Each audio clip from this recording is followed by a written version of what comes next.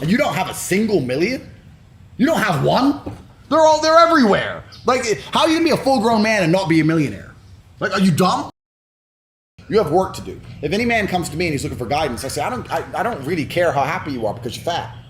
You got work to do. Come talk to me when you have a six-pack. Otherwise, I don't care. You have too much to get done to be talking about happiness. Most of you men out here have so much to get done before you talk about happiness. It's amazing to me how little work the majority of people out here are doing.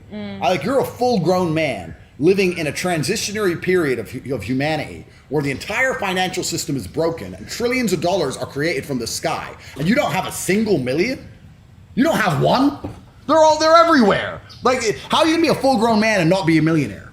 Like, are you dumb?